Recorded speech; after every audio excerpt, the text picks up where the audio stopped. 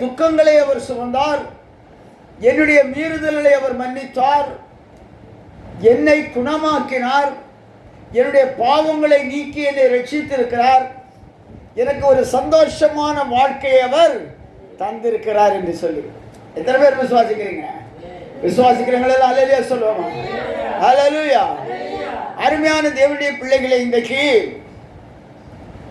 இயேசு கிறிஸ்துவை நம்புகிற ஒரு ஜீவியம் நமக்கு தேவை. நம்பிக்கையிலே சந்தோஷமா இருக்கணும். நம்பினா மாத்திரம் போதாது, நம்பிக்கையில எப்படி இருக்கணும்? சந்தோஷமா இருக்க வேண்டும். கஷ்டங்கள், பாடுகள், வேதனைகள் வரும்போது ஐயோ என்று நாம் சோர்ந்து போகக்கூடாது. சோர்ந்து போகிற ஒரு ஜீவியம் பிசாசுக்கு இடம் கொடுக்கிற ஒரு ஜீவியம். நீ இளமையிலே சந்தோஷமாயிரு. பிலிப்பியர்கள் நிறுவனம் 4ஆம் அதிகாரம் 4ஆம் வசனத்தை நான் வாசிக்கும் போது வேதம் சொல்லுகிறது, சொல்லுங்க பார்க்கலாம். கர்த்தருக்குள் எப்பொழுதும் சந்தோஷமாயிருங்கள், சந்தோஷமாயிருங்கள் என்று மறுபடியும் சொல்கிறேன் என்று சொல்லி வேதம் சொல்கிறது. அப்போஸ்தலனாகிய பவுல் எழுதும் போது சந்தோஷமாயிருங்கள், கர்த்தருக்குள் எப்பொழுதும் சந்தோஷமாயிருங்கள். அப்போ எந்த ஒரு கர்த்தருக்குள் ஒருவன் ஜீவிக்கும் போது அவன் எந்த வேளையிலும் அவன் சந்தோஷம், சமாதானம் அவனுடைய வாழ்க்கையிலே தேவை. ஹல்லேலூயா. சந்தோஷம் இருந்தால் சங்கீதம் பாடுன்னு சொல்லுவாங்க. பிள்ளைகளுக்கு நம்ம கற்றுக் கொடுத்திருக்கிறோம் இல்லையா? சந்தோஷமான ஒரு வாழ்க்கை, நம்பிக்கை. எனக்கு கஷ்டம் இருக்கு, பாடு இருக்கு, வேதனை இருக்கு, இவைகள் எல்லாம் கிறிஸ்தவ வாழ்க்கையிலே சோதனைகள் நமக்கு வரும். சோதனையை சகிக்கிற மனுஷன் பாக்கியவான் என்று சொல்லி வேதம் சொல்லுகிறது. ஆண்டவர் நமக்கு கற்றுக் கொடுத்திருக்கிறார் எல்லாம். நம்பிக்கையிலே சந்தோஷமாயிருங்கள் என்று சொல்லி. ஹல்லேலூயா. அருமையான தேவனுடைய பிள்ளைகளே, ஒருபோதும் துக்கப்படாதபடிக்கு, ஒருபோதும் நாம் சோர்ந்து போகாதபடிக்கு நம்பிக்கையுடையவர்களாக இருக்க வேண்டும்.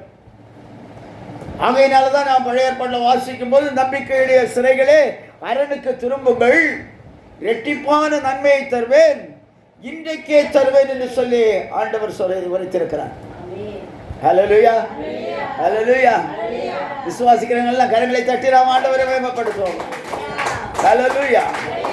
அருமையான தேவனுடைய பிள்ளைகளே, நீங்கள் பிலிப்பியர்கள் நிறுவனம் 4ஆம் அதிகாரம் 6ஆம் வசனத்தை நீங்க வாசித்து பார்த்தீங்கன்னா, நீங்கள் ஒன்றுக்கும் கவலைப்படாமல் எல்லாவற்றையும் குறித்து உங்கள் விண்ணப்பங்களை ஸ்தோத்திரத்தோட கூடிய ஜெபத்தினாலும் வேண்டுதனாலும் தேவனுக்கு தெரியப்படுத்துங்கள் என்று சொல்லி சொல்லப்படுகிறது. ஹல்லேலூயா. உலகத்தில் உள்ள மனுஷரிடத்தில் நாம் சொல்லி பிரயோஜனம் இல்லை.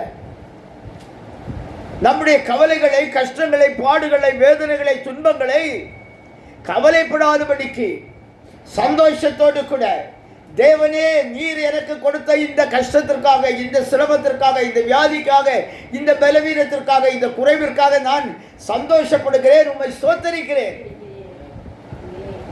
அதனாலதான் பண்ண, எந்த சூழ்நிலையும் அவர் அன்பினின்று என்னை பிரிக்காது காத்து கொள்வார். எந்த சூழ்நிலையும் அவருடைய அன்பை விட்டு நம்ம என்ன செய்யாது? பிரிக்கவே முடியாது, கூடாது. பிசாசானவன் அநேக வேளைகளில் நமக்கு பிரச்சனைகளை கொண்டு வருவான். ஏன்? தேவனுடைய அனுமதியின் மேலில் கூட நமக்கு சில சோதனைகள் வரும். யோபுடைய வாழ்க்கையை நாம் பார்க்கும்போது பிசாசானவன் வந்து கேட்கிறான், சாத்தான் வந்து என்ன கேட்கிறான், எல்லா வசதியும் செய்து கொடுத்துட்டீங்க, அதனால அவன் என்ன செய்யறான்? நல்லா இருக்கிறான், உம்மை தொழுது கொள்கிறான், உம்மை ஆராதிக்கிறான், உம்மிடத்திலே மகிழ்ச்சியா இருக்கிறான், நம்ம நீதிமானும் உத்தமனும் சன்மார்க்கமா இருக்கான். அவனுக்கு உள்ளதெல்லாம் கொஞ்சம் கம்மி பண்ணி பாருங்க, அப்போ அவன் மறுதளிப்பான்னு சொன்னான். யோபுடைய மனைவி சொல்றான், நீர் இன்னும் உம்முடைய உத்தமத்தில் 2ஆம் அதிகாரத்தில் நான் வாசிக்கும் போது, இன்னும் உம்முடைய உத்தமத்தில் தரித்திருக்கிறீரோ, தேவனை தூஷித்து ஜீவனை விட்டுரு, செத்துப்போய்யா, ஏன் இவ்வளவு பாடுபடுகிறாய், கஷ்டப்படுகிறாய் என்று சொல்லி கேட்கிறார். ஆனாலும் யோபு என்ன செய்யல? மறுதளிக்கவே இல்லை. கர்த்தரிடத்தில் நன்மையை பெற்ற நாம் தீமையையும் அனுபவிக்க வேண்டாமோ? எவ்வளவு பெரிய வார்த்தை! நீங்க தான் சொல்லுமா? கர்த்தரிடத்தில் நன்மையை பெற்றிருக்கிறேன், எனக்கு ஒரு ஆண்டவர் வேலையை கொடுத்திருக்கிறார். எனக்கு ஒரு மாதத்தில் சம்பளத்தை கொடுத்திருக்கிறார். எனக்கு ஒரு உணவு, என்னைக்காவது சாப்பிடாம பட்டினியா இருந்திருக்கீங்களா? கொரோனா காலத்தில் கூட நீங்கள் நான் உங்களுக்கு உதவி வேண்டுமா என்று சொல்லி கேட்டபோது கூட நீங்க என்ன செய்யல, வேண்டாம் என்று சொன்னீர்கள். நான் மிகவும் சந்தோஷப்படுகிறேன். இவ்வளவு ஏழ்மை நிலையில் இருந்து இவ்வளவு கஷ்டங்கள் பட்டிருந்த போதிலும் கூட, அந்த கொரோனா காலத்திலும் கூட கர்த்தர் உங்களை அதிசயமாய் அற்புதமாய் போஷித்திருக்க. அன்னைக்கு வேலைக்கு போனீங்களா? வீட்டிலேயே முடங்கி இருக்கப்பட வேண்டிய ஒரு சூழ்நிலை, கர்த்தர் உங்களை போஷித்தாரா இல்லையா? ஹல்லேலூயா. அதை கொஞ்சம் நினைச்சு பாருங்களேன், அதை நினைச்சு பாருங்களேன். விதவிதமாய் ஆசீர்வதித்தார். அரசாங்கம் உங்களுக்கு எல்லாத்தையும் இலவசமாக கொடுத்ததா? இல்லை. ஆண்டவர் உங்களை நடத்தின விதத்தை நீங்கள் கொஞ்சம் அப்படி யோசித்து பாருங்க. எவ்வளவு பெரிய ஆச்சரியம், எவ்வளவு பெரிய அற்புதம். எத்தனையோ பேர் மரித்து போனார்கள். ஆண்டவருடைய பிள்ளைகள் நம்ம யாருக்காவது எந்த கஷ்டமாவது வந்ததா? இல்லை. ஆண்டவரை ஒவ்வொரு ஞாயிற்றுக்கிழமையும் நாம் ஆராதிக்காமல் இருந்தோமா? எல்லா ஞாயிற்றுக்கிழமையிலும் நாம் ஆண்டவரை ஆராதித்தோம். பெரிய ஸ்லாக்கியம். ஹல்லேலூயா. அதனாலதான் சொல்றாரு, நம்பிக்கையிலே சந்தோஷமாயிருங்கள். அடுத்ததாக நாம் பார்க்கும்போது, உபத்திரவத்திலே பொறுமையாயிருங்கள். கஷ்டங்கள் வரும், பாடுகள் வருகிற வேளையில என்ன செய்யுங்க? பொறுமையாயிருங்க.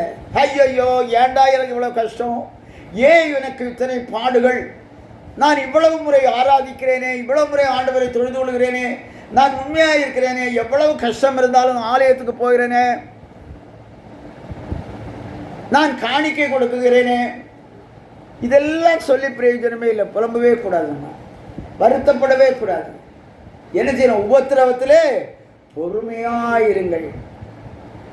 ஆண்டவர் இயேசு கிறிஸ்து நமக்காக அடிக்கப்பட்டு நொறுக்கப்பட்டார். அவர் முகத்தில் துப்புனாங்க. அவர் எவ்வளவு பாடுபடுத்தினாங்க. சிலுவை பாடு தியானத்தை நாம் சிலுவையினுடைய பாடு மரணங்களை நாம் தியானிச்சிருக்கிறோம். ஏதாவது ஒரு குறை யாரையாவது சொல்லியிருக்காரா? அவர் யாரையாவது திட்டினாரா? ஏண்டா படுவாங்களா, என்ன அடிக்கிறீங்களான்னு கேட்டாரா? இல்லை. எல்லாவற்றையும் அவர் பொறுமையோடு சகித்தார். 3ஆம் நாளிலே உயிரோடு எழுப்பினார். இன்னும் என்ன சார், மீண்டும் வரப்போகிறார் நம்ம எல்லாம் சேர்த்துக் கொள்வதற்காக. ஹல்லேலூயா. கஷ்டங்கள் பாடுகள் வருதுன்னா, பொன்னானது நெருப்பிலே போடப்பட்டு புடமிடப்படும். ஒரு பொன் ஜொலிக்கணும்னா என்ன செய்யணும்? நெருப்பில் போடணும். அப்பதான் அது ஜொலிக்கும். நாம விசுவாசத்திலே வளர வேண்டுமானால், நம்முடைய பொறுமை அதிகமாக வேண்டுமானால், நாம் இன்னும் கர்த்தருக்குள்ளாக அதிகமாய் நெருங்கி போக வேண்டுமானால், நமக்கு கஷ்டங்கள் பாடுகள் வரும். அதை நம்ம என்ன செய்யணும்? பொறுமையா சகித்து போகணும். தேவனே, நான் உமதண்டையில் இன்னும் நெருங்கி சேர்வதே என் நாவல் பூமியில், இன்னும் நெருங்கி சேர்வதே என் நாவல் பூமியில். தேவனிடத்திலே நாம் நெருங்கி நெருங்கி நெருங்கி சேர்றதுதான் என்னுடைய விருப்பம் என்று சொல்லி பக்தன் பாடுகிறான். எத்தனை பேர் நம்ம ஆசைப்படுறோம்? ஆண்டவரோடு கூட நான் இன்னும் நெருங்க வேண்டும், ஆண்டவரோடு கூட இன்னும் நான் ஐக்கியமாய் இருக்க வேண்டும். விரும்புறீங்களா? விரும்புறீங்களா? விரும்புறீங்களா? ஹல்லேலூயா. ஆண்டவரோடு கூட நெருங்கி பழக நெருங்கும் போது இந்த கஷ்டங்கள் எல்லாம் என்ன செய்யணும்? உபத்திரவங்கள் எல்லாம் ஒண்ணுமே இல்லை. ஆகையினால் தான் சொல்ல, உபத்திரவத்திலே பொறுமையாயிருங்கள். 3வது, ஜெபத்திலே உறுதியாயிருங்கள். உறுதியாய் தரித்திருங்கள். ஜெபமே ஜெயம், ஜெபமே ஜீவன், ஜெபமே வாழ்க்கை. ஜெபமில்லாத வீடு கூரை இல்லாத வீடு. ஒரு கூரை இல்லாத வீட்டில் நம்ம இருப்போமா? இருக்க முடியாது. அப்ப ஜெபம் அதிகமாய் வேணும். முழங்கால் போட்டு முழங்கால் தேயணும். யாருடைய முழங்கால்கள் எல்லாம் தேய்ஞ்சு போயிருக்கோ அவங்க முழங்காலில் நின்று இருப்பார்கள். தேவனோடு அதிக நேரம் பேசி இருப்பார்கள். தேவனை துதித்து பாடி நமக்கு 2 நிமிஷம் ஜெபம் பண்றதுக்கே கஷ்டமா இருக்கு. அப்படி முழங்கால எத்தனை பேருக்கு நிற்க முடியும்? சேர் போட்ட பிறகு இன்னும் ரொம்ப கஷ்டமா போச்சு. சௌகரியமா போச்சு. ஹல்லேலூயா. நான் இங்கே சேரலாம் இப்போ எடுத்துட போறேன். ஹல்லேலூயா. முழங்கால்கள் ஊன்றினால் கர்த்தர் கேட்பார். நமக்கு ஆண்டவரோடு கூட பேசுறதுக்கு நேரம் அதிகமாய் கிடைக்கும். ஆண்டவரோடு கூட நாம் அதிகமாய் பேசுவோம். ஆண்டவர் நம்முடைய வாழ்க்கையில் பெரிய காரியங்களை செய்கிறார். பாடுகள் வேதனைகள் எல்லாம் மாறும். சாட்சி சொல்றீங்க, நான் ஜெபித்தேன், கர்த்தர் எனக்கு சுகம் தந்தார். நான் ஜெபித்தேன், என் மாட்டிற்கு வியாதி நீங்கினது. சாட்சிகளை கேட்டோம், அற்புதமாக இருக்குது.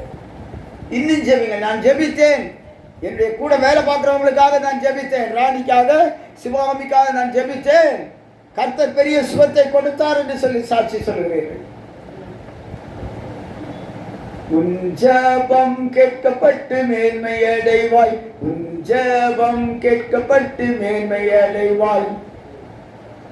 உன் ஜெபம் கேட்கப்படும். ஆண்டவர் பாஸ்டருடைய ஜெபத்தை மட்டும் இல்லை, பெரிய பெரிய ஊழியக்காரருடைய ஜெபத்தை மாத்திரம் அல்ல, உங்களுடைய ஜெபத்தை ஆண்டவர் கேட்க வல்லவராயிருக்கிறார். விசுவாசிக்கிறீங்களா? ஆமென் சொல்லுவோமா? ஆமென், ஆமென், ஹல்லேலூயா.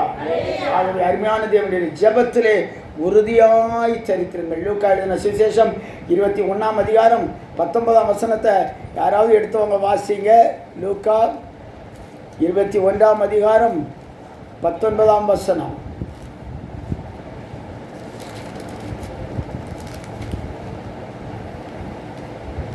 நானே வாசித்துறேன். உங்கள் பொறுமையினால் உங்கள் ஆத்துமாக்களை காத்துக் கொள்ளுங்கள். பொறுமை இல்லைன்னா நமக்கு நிறைய பிரச்சனை இருந்தாங்க. முந்தினது பொறுமை இருக்கணும். நான் சொன்னேன் இல்லையா, உபத்திரவத்தில் பொறுமையாக இருங்கள்னு சொன்னேன் இல்லையா? அப்போ என்ன செய்யணும்? உங்கள் பொறுமையினால் உங்கள் ஆத்துமாவை காத்து கொள்ளலாம். ஹல்லேலூயா, ஹல்லேலூயா. அந்த சங்கீதம் 40:1 சொல்லுது, கர்த்தருக்காக நான் பொறுமையுடன் காத்திருந்தேன், அவர் என்னிடமாய் சாய்ந்து என் கூப்பிடுதலின் சத்தத்தை கேட்டார் என்று சொல்லி. நம்முடைய பொறுமை உபத்திரவத்தில், கஷ்டங்கள் நம்முடைய ஜெபத்தில் உறுதியாய் சரித்திருக்கணும். ஹல்லேலூயா, ஹல்லேலூயா, ஹல்லேலூயா. யோபுவை போல உத்தமனும் சன்மார்க்கனும் தேவனுக்கு பயந்து பொல்லாப்புக்கு விலகுகிறவனுமாய் இருக்க வேண்டும். அப்போ நம்முடைய வாழ்க்கையில் ஆண்டவர் பெரிய காரியங்களை செய்வார், நிச்சயமாய் செய்வார். விசுவாசிக்கிறீங்களா? ஹல்லேலூயா, ஹல்லேலூயா. உன் ஜெபம் கேட்கப்பட்டு நீ மேன்மை அடைவாய். உன் ஜெபங்கள் கேட்கப்படும். அதனால தான் நான் பாடுவோம், ஜெபமே ஜீவன் ஜெபம் ஜெயம், ஜீவியத்திற்கு இதுவே சட்டம், ஜெபமே ஜீவன் ஜெபம் ஜெயம், ஜீவியத்திற்கு இதுவே சட்டம். ஜெபமே ஜெயம். நம்ம என்ன செய்யணும்? ஜெபத்தில் உறுதியாக இருக்கு. எந்த சூழ்நிலையிலும் எந்த நேரத்திலும் சரி ஜெபிப்பதற்கு தடையே கிடையாது. ஒரு ஆபத்து வருது, என்ன சொல்றீங்க? ஏசப்பா கூப்பிடுறீங்களா? இல்ல அப்பா அம்மான்னு கூப்பிடுறீங்களா? ஏசப்பா. அந்த நேரத்தில் எப்படி வருது? That is also a ஜெபம். அதுவும் ஒரு prayer. That's also a prayer. அது ஒரு ஜெபம் தான். மணிக்கணக்கில் ஜெபம் பண்ணணுங்கிறது இல்லை. நீங்கள் எவ்வளோ தூரம் மணிக்கணக்கில் ஜெபம் பண்ணுறீங்களோ, கருத்தாய் உண்மையாய் ஆவியோடும் முழு இதயத்தோடும் முழு பலத்தோடும் ஆண்டவரிடத்தில் அன்பு கூர்ந்து கருத்தாய் நீங்கள் ஜெபித்தால் அந்த ஜெபத்திற்கு அதிகமான பதில். அதுக்காக ஆபத்துக்கு வேலை வரும்போது ரோட்டில் ஒரு எதிர ஒரு வண்டி வருது, இல்லைன்னா ஏதோ ஒரு பிரச்சனை வருது, கீழே விட போகிறேன், இல்லை நான் முட்டை நாள் போட்டு ஜெபம் பண்ணி ஹல்லேலூயா. இயேசுவை நோக்கி உண்மையாக நான் பார்க்கும்போது ஜெபத்திலே உறுதியாய் தெரிவித்திருக்கும்போது இந்த 3 காரியங்களை பார்த்தோம். என்னென்ன பார்த்தோம்? நம்பிக்கையில் சந்தோஷமாக இருங்க. எவ்வளவு பாடுகள், எவ்வளவு வேதனைகள், எவ்வளவு சோதனைகள் வந்தாலும் என்ன செய்ய வேண்டாம்? பயப்பட வேண்டிய அவசியமே இல்லை. உபத்திரவத்தில் பொறுமையாக இருங்க. கர்த்தருக்குள் எப்பொழுதும் பொறுமையாக இருங்க. சந்தோஷமாக இருங்கள். எப்பொழுதும் கர்த்தருக்குள் சந்தோஷமாக இருங்க. ஹல்லேலூயா. உபத்திரவத்தில் ஜெபத்திலே உறுதியாய் தரித்திருங்கள். நமக்கு ஜெபம் ஜெபம் ஜெபம் ஜெபம் ஜெபம் இல்லாத ஒரு வாழ்க்கை நல்ல வாழ்க்கையே இல்லை. குடும்ப ஜெபம், தனி நபர் ஜெபம், வெளியே போகும்போது ஜெபம். நாங்கள் எப்போ போனாலும் வீட்டை விட்டு வெளியில் வந்தாலும் இது பண்ணாலும் ஜெபம் வச்சுக்கிட்டு தான் போடுவோம். தெரியுமா? பிள்ளைகள் வேலைக்கு வந்துட்டு போனால் கூட நம்ம ஜெபம் பண்ணித்தான் அனுப்புவோம். கேள்விப்பட்டிருக்கீங்களா? ஜெபம் இல்லாமல் நமக்கு எதுவுமே இல்லை. ஜெபியுங்கள், கர்த்தர் உங்களை அதிகமாய் ஆசீர்வதிப்பார். நம்பிக்கையில் சந்தோஷமாயிருங்கள், உபத்திரவத்தில் பொறுமையாயிருங்கள், ஜெபத்தில் உறுதியாய் தரித்திருங்கள். கர்த்தர் தாமே இந்த வார்த்தைகளை ஆசீர்வதிப்பாராக. ஆமென்.